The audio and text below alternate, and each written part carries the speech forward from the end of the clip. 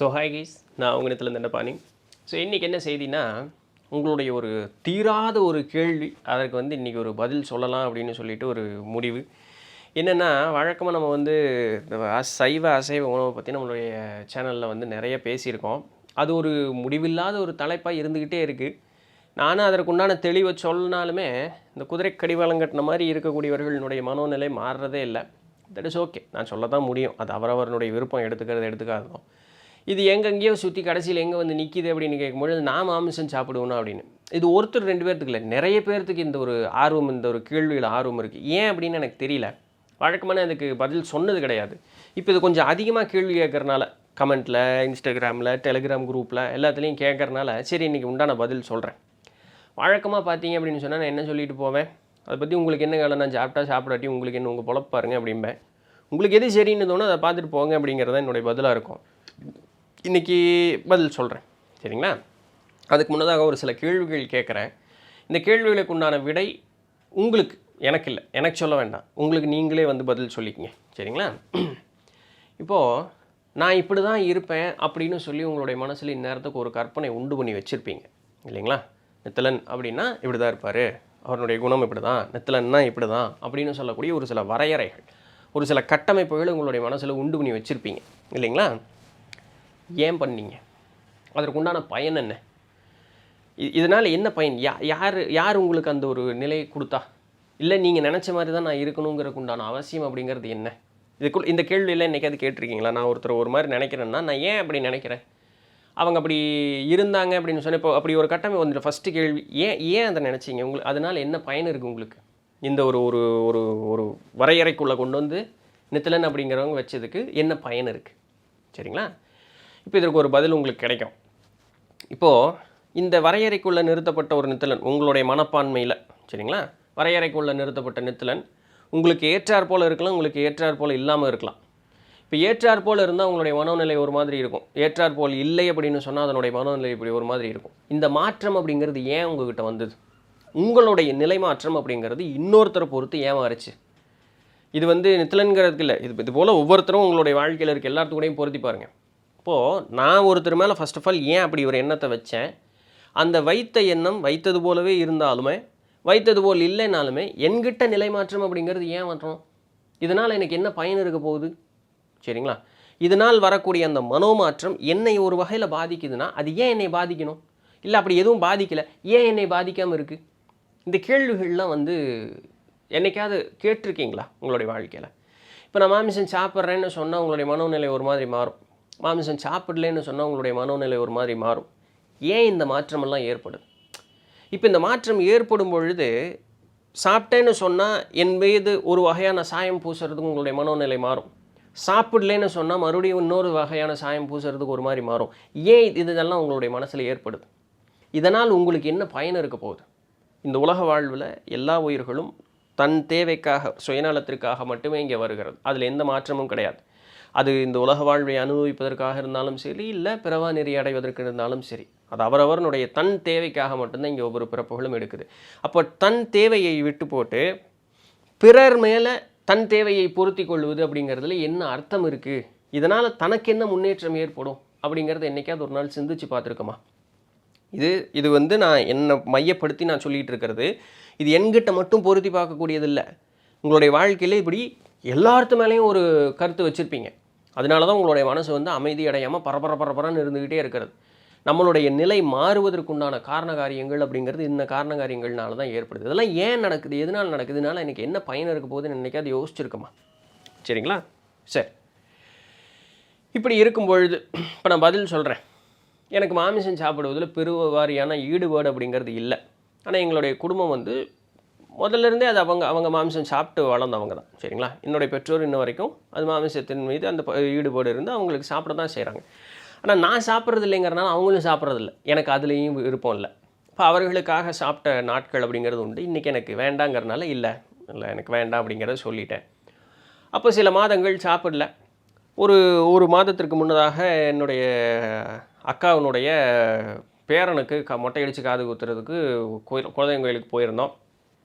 அக்கானா சொந்தக்காரங்க, எங்கள் குலதெய்வம் இல்லை, வேறு இன்னொரு சொந்தக்காரங்க குலதெய்வம், அவங்க குலதெய்வத்துக்கு போயிருந்தோம். போயிருக்கும் பொழுது அன்றைக்கி கிடா விருந்து சைவமும் இருந்தது, அசைவமும் இருந்தது. அப்புறம் எல்லா கோயிலெலாம் போய் அப்படியே சுற்றிட்டு எல்லாம் இது வந்துட்டு சாப்பிட்றதுக்குன்னு பந்திக்குள்ளே போகும்போது சைவத்திற்குன்னு ஒரு பக்கம் இருந்தது, அசைவத்துக்குன்னு ஒரு பக்கம் இருந்தது. நான் பாட்டு எனக்கு அன்றைக்கி அந்த உள்ளே நுழையிற வரைக்கும் எனக்கு மனசில் எந்த எண்ணமும் இல்லை. நுழையும் பொழுது சரி அன்றைக்கி வந்து இது மட்டன் பிரியாணி, சிக்கன் சுக்கா, சிக்கன் 65, கேசரி 2 தடவை வாங்கி சாப்பிட்டேன். சூப்பராக இருந்தது கேசரி. சரிங்களா? நான் பாட்டுக்கு நேராக போனேன். அசைவத்தில் உட்காந்து எங்கள் அம்மா இப்படி பேன்னு பார்க்குது. என்ன நம்ம வீட்டில் கேட்கும்போது இவன் சாப்பிட மாட்டேன்னு சொன்னால் இங்கே வந்து சாப்பிட்டான்னு சொல்லிட்டு எங்கள் அம்மா கடைசியில் வெளியே வந்து அதை தான் கேட்டாங்க. நல்லா திருப்தியாக சாப்பிட்டு வந்தேங்க.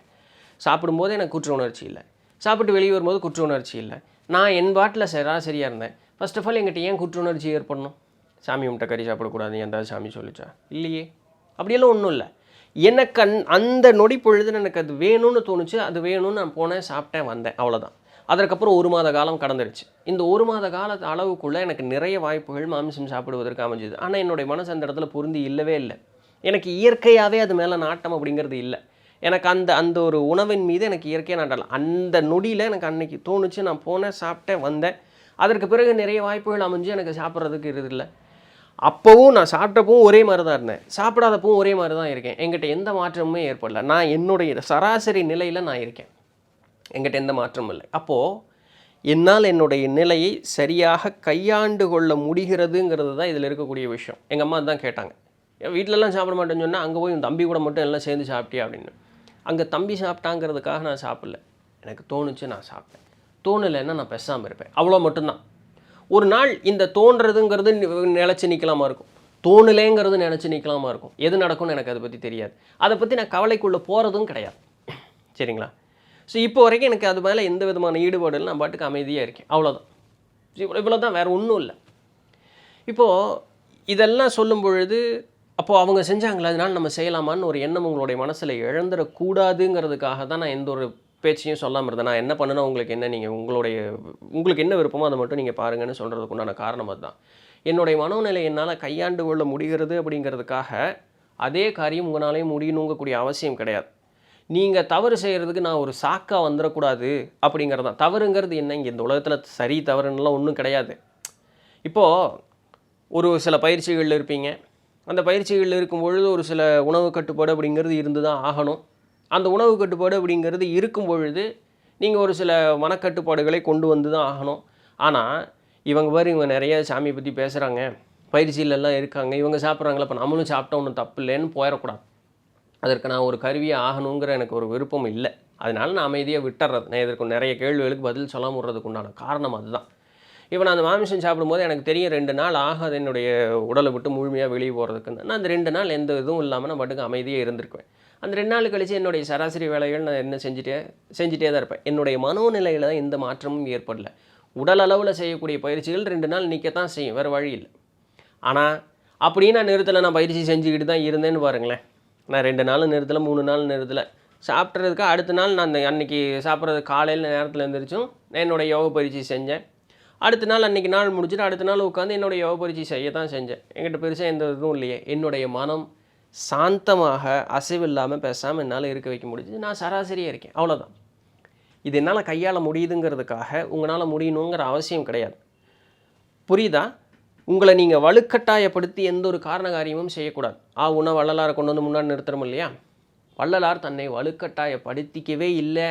சித்த பெருமக்களோ ஞானியர்களோ அவர்கள் சொன்னது எல்லாமே சரி. ஆனால் அவர்கள் சொன்னதெல்லாம் அவர்களுடைய இயற்கையான நிலையிலிருந்து சொன்னாங்க.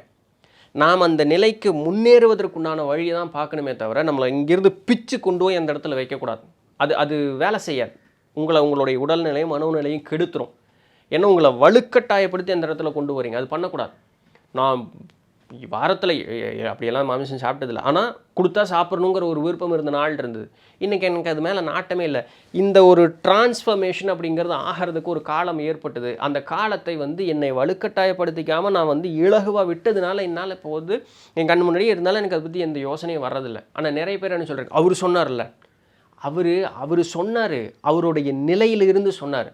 நமக்கு அந்த நிலை இருக்கா? முதல்ல நிலை கொண்டு வர பயிற்சி செய்யணும்ல. நானும் பயிற்சி செய்ய வேண்டான்னு சொல்லலை, இலகுவாக பயணிங்கன்னு சொல்கிறேனே தவிர பிச்சு கொண்டு போய் உங்களை அந்த இடத்துல வைக்காதீங்க.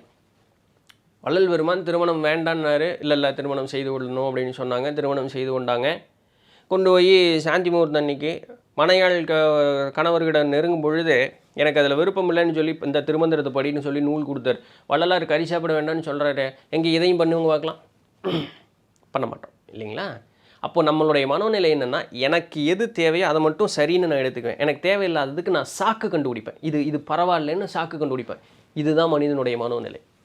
இந்த மனோநிலையில் இருக்கும் பொழுது ஒரு காலத்திலும், இந்த பிறவியில் இல்லை, இன்னும் 1000 பிறவி அடுத்து எடுத்தாலும் நம்மளால் இறையை ஒரு காலத்திலும் உணர முடியாது. நீங்கள் எப்பேற்பட்ட பயிற்சிகள் செய்தாலும் உங்களால் இறைங்கிறத உணரவே முடியாது. ஏன்னா அங்கே சுயநலம் மட்டும்தான் வேலை செஞ்சுக்கிட்டு இருக்கு. இந்த சுயநலம் எதற்கு? இறை உணர்வதற்குண்டான சுயநலம் இல்லை, இந்த உலக வாழ்வை தனக்கேற்றார் போல பார்த்து கொள்ளக்கூடியதற்குண்டான சுயநலம். இந்த நிலை அப்படிங்கிறது மாறணும். இந்த உலகத்தில் நான் எப்படி இருந்தாலும் அதை பற்றி பிறர் கவலைப்படணும்னு அவசியம் இல்லை. பிறர் எப்படி இருந்தாலும் அதை நான் பற்றி கவலைப்படணும்னு அவசியம் இல்லை. காரணம் என்ன தெரியுமா? நான் ஏன் என்னால் இதை போல்டாக சொல்ல முடியும் தெரியுமா? நிறைய பேர் ஆன்மீகவாதிகள் தான் செய்யக்கூடிய காரியங்களை வெளியே சொல்ல மாட்டாங்க. என்னால் ஏன் சொல்ல முடியும் தெரியுமா? இந்த உலகத்தில் நான் வந்ததுக்கு உண்டான காரணம் என்ன? இங்கே இருக்கக்கூடிய அனுபவங்களை நான் எடுத்து உணரணுங்கிறதுக்கு உண்டானது. நான் பிறருக்காக என்னை நான் வலுக்கட்டாயப்படுத்தி விருப்பம் இருந்தாலும் நான் விலகினேன்னா இந்த அனுபவத்தை மறுபடியும் அனுபவிப்பதற்காக நான் திருப்ப 4 பிறப்பு எடுக்கணும். நான் ஏன் உங்களுக்காக போய் திருப்ப பிறப்பு எடுத்துக்கிட்டே இருக்கணும்? எனக்கு அனுபவம் உங்களுக்காக நான் போய் என்னை மாற்றிக்கணும்னு நினச்சிக்கிட்டு நான் திருப்ப பிறப்பு எடுக்கிறதுக்கு நானே ஏன் இதாக இருக்கணும்? நீங்கள் என்ன நினச்சா எனக்கு என்ன வந்தது?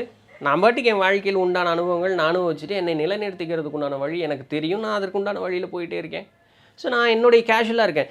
நீங்கள் என்ன சொன்னாலும் எனக்கு அதை பற்றி எந்த கவலையுமே வரப்போகிறது இல்லையே. ஏன்னா என்னுடைய பாதை எப்படி இருக்குது, என்னுடைய முன்னேற்றம் எப்படி இருக்குது, என்னுடைய மனோநிலை எப்படி இருக்குன்னு எனக்கு மட்டும்தான் தெரியும். பிரிவுராணத்துலேயும் உண்டு, நம்ம திருக்களிற்றுப்படியாருங்கிற பார்த்ததுலேயும் உண்டு. கண்ணப்பரனுடைய மனோநிலை காலத்தியப்பருக்கு தெரியும், காலத்தியப்பரனுடைய மனோநிலை கண்ணப்பருக்கு தெரியும். அதுபோல் என்னுடைய மனோநிலை இறையினுடைய மனோநிலை எனக்கு மட்டும்தான் தெரியும். இந்த ரெண்டுக்கு நடுவில் வேறு யாருனாலையுமே வர முடியாது. என்கிட்ட இருக்கக்கூடிய நிம்மதியும் அமைதியும் பிறர்னால் குலைக்கவே முடியாது. ஏன்னா நான் என்னுடைய சுதந்திரத்தில் இருக்கேன் அப்படிங்கிறது. இதை புரியாதவங்க இன்னும் நிறைய கோவப்பட்டுக்கிட்டே இருப்பாங்க. ஏன்னா தான் நினச்சது அங்கே பொய்ன்னு இன்னொருத்தவங்க சொல்லிகிட்டு இருக்காங்கல்ல அப்படிங்கிறது தான் கோவமே வரும். மற்றபடி வரும் இல்லை. தான் முட்டாள்தனமாக இருக்கிறணுங்கிற அந்த சந்தேகம் கோவமாக அதை ஒப்புக்கொள்ள முடியாமல் கோவமாக வெளிப்படும். தட் இஸ் ஓகே, அது உங்களுடைய பாடு. அதை கூட பற்றியும் எனக்கு எந்த கவலையும் இல்லை. அதனால தான் என்னால் சுதந்திரமாக இருக்க முடியுது. என்னால் எதையாக இருந்தாலும் போல்டாக பேச முடியுது. ஸோ ஒரு ஞானி சொன்னார் அப்படின்னா ஞானி எந்த இடத்திலிருந்து சொன்னார்னு பார்க்கணும். சரிங்களா? ஞானி எந்த இடத்துலேருந்து சொன்னார்னு பார்க்கணும். 1 1 2 அப்படிங்கிறது நமக்கு தெரிஞ்ச பாடம் தான். ஆனால் அண்ட வெளியினுடைய இடத்துல நின்று பார்க்கும்பொழுது, பரந்த ஒரு மனோநிலை இருந்துட்டு பார்க்கும்பொழுது 1 1 2 இருக்கணுங்கக்கூடிய அவசியமே கிடையாது. 1 1 என்னவா வேணாலும் இருக்கலாம். சரிங்களா? அது அந்த இடத்திற்கு ஏற்றார் போல் அது வேலை செய்யும். 1 1 சேர்ந்ததுன்னா 2 தான் வெளியே வரணும்னு அவசியம் கிடையாது. 3 தான் வெளியே வரணும்னு அவசியம் இல்லை. இப்போ ஆணும் பெண்ணும் சேர்ந்ததுன்னா ஒரு குழந்தை தான் வெளியே வரணும் இல்லையா? ஒரு அம்மாலாம் 11 குழந்தை பெற்றிருக்கேன்.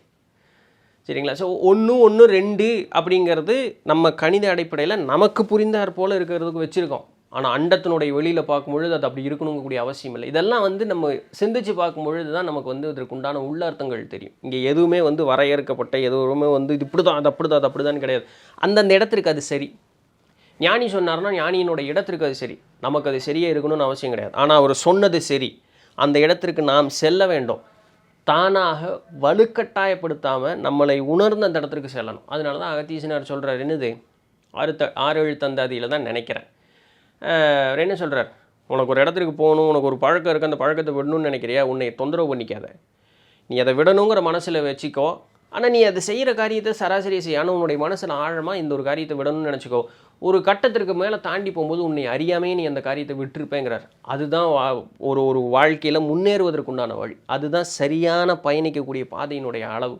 உங்களை நீங்கள் கட்டுப்படுத்துனீங்க அப்படின்னு சொன்னால் உங்களால் ஒரு காலத்தில் உங்களுடைய ஆன்ம முன்னேற்றத்தில் ஜெயிக்கவே முடியாது. ஜென் தத்துவம் ஒன்று இருக்குது. அந்த இதில் மடத்தில் என்ன பண்ணுவாங்க? விறகு வெட்டணும், அவங்க தான் சமைக்கணும், தண்ணி எடுத்துகிட்டு வரணும், அந்த வேலைகள்லாம் செய்யணும். ஸோ அதற்கு இங்கிலீஷில் அந்த ஜென் தத்துவத்தை சொல்லுவாங்க. பிஃபோர் என்லைட்டன்மெண்ட், ஞானம் அடைவதற்கு முன்னதாக, சரிங்களா? பிஃபோர் என்லைட்டன்மெண்ட், சாப் ட்ரீ, சாப் வுட், கேரி வாட்டர். சரிங்களா? அந்த உண்டான வேலைகளை செய்ய அப்படிங்கிறாங்க. அந்த மரத்திற்கு உண்டான வேலைகள் நீ சராசரி உன்னோட வேலை என்னமோ நீ செஞ்சுக்கிட்டே இருக்கணும். மரத்தை வெட்டு இதுக்கு விறகுக்காக, நீர் சுமக்கணும் இது தேவைக்காக. ஸோ இது ஞானம் அடைவதற்கு முன்னாடி. பிஃபோர் என்லைட்டன்மெண்ட், சாப் would, carry water. After enlightenment, ஞானம் அடைந்ததற்கு பின்னதாக, சாப் வுட், கேரி வாட்டர். அதற்கப்புறமா என்ன காரியமோ அந்த காரியத்தை செஞ்சுக்கிட்டே தான் இருக்கணும். அதுல எல்லாம் எந்த மாற்றம் வராது. இந்த சராசரி இந்த உலக வாழ்வில் இந்த உடல் இருக்கக்கூடிய நாள் வரைக்கும் இதற்குண்டான வேலைகளை நம்ம செஞ்சுக்கிட்டு தான் ஆகணும். வேறு ஒன்றும் இல்லை. சோறு திங்கிறோம் இல்லையா?